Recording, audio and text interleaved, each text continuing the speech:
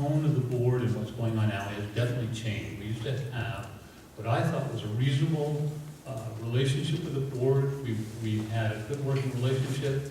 I was the first chief of staff that began to have joint board of trustees meeting with medical staff, because I thought it was very important for the people that ran the hospital to go and converse with us and to hear what we had to say about the hospital. So these separations of powers are guaranteed to us. And this is something that when Dr. Duncan showed me the new regional bylaws, there are things that made my eyes pop. And the other thing about me is I have been elected to the Board of Trustees of California Medical Association. What this means is 40 other members of the state of California on our Board of Trustees have to do with healthcare in the state. So I have an idea what happens in the state. I represent 2,000 doctors between Marin County and our Oregon border.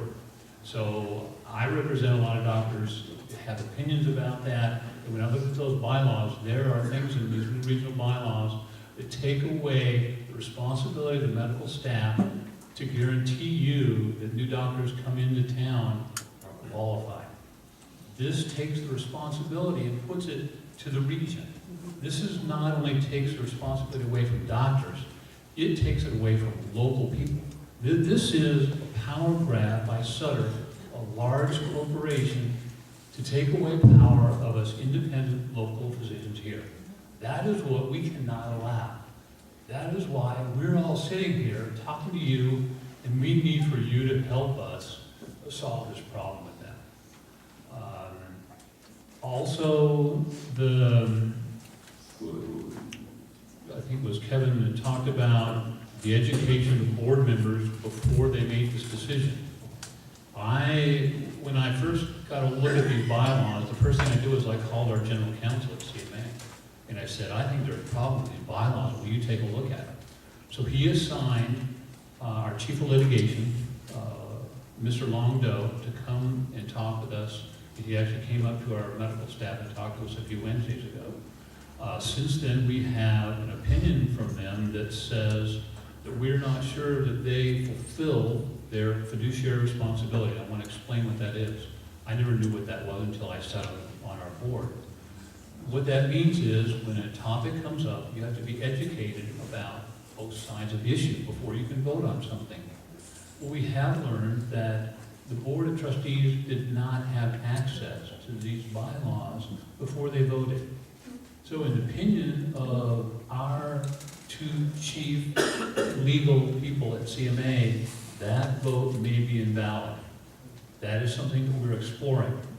That is something that we do need to have happen for them to take back this vote to regionalize. So we're working on that on many fronts. I would like to propose to you, Kevin tried to explain what regionalization is. Here's my idea what regionalization is. I think it's governance without representation. I think that sounds a little bit like taxation without representation.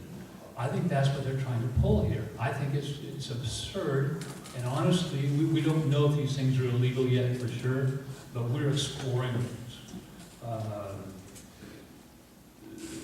I think many of the things that we're seeing happen here are pretty appalling, and my first message to you, and now I'll get more on task as to the topics that I'm supposed to talk about tonight, is that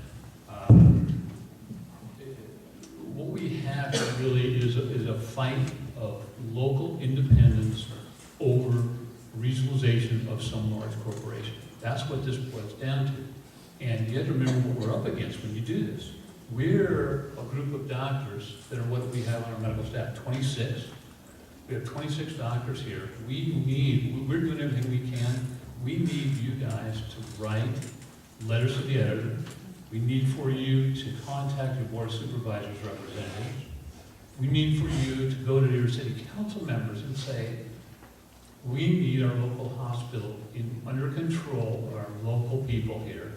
We need for a board of trustees at the hospital to be willing and amenable to sit there and listen to the community. They consciously left out all the community when they made this decision. They consciously decided not to include the city council, no board of supervisors, no medical staff, even the two that were on the board at the time, and anybody else in the community, and then the Delmar Healthcare District, who essentially gave them the lease to get this hospital to begin with. I think these are outrageous things, and I think everybody, I'm really glad to see everybody here, and I really thank the Tea Party for sponsoring this event and for you all coming out tonight.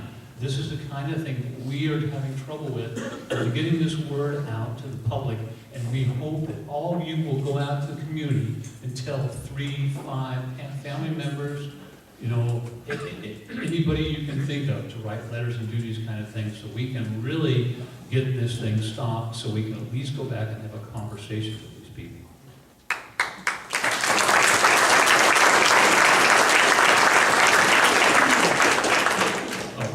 Go ahead. I have a question. Regionalization, did you compare that to TPO, HMO, which I've heard nothing but horror stories about, which is... Well, Dr. Duncan may be able to answer some of these questions a little bit better. We are finding that, you know, we as medical staff members have looked to see what is the impetus, why is the board wanting to do this, and why do they want to do this without educating themselves and us about it, at least the doctors in the community. We have not gotten a good answer for that. We don't know why they're doing it. Well, there are changes going on in medicine, and you know, the new healthcare law is called the Accountable Care Act. There are accountable care organizations now that Sutter has just joined one of these. Brown and Toland is the name of this group.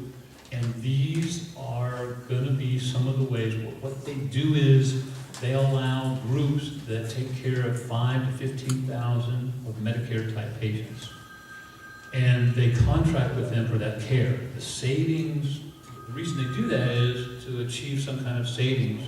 And that savings that they can achieve if doctors can not order lab tests, not order x-rays, not do surgery for you that may be needed.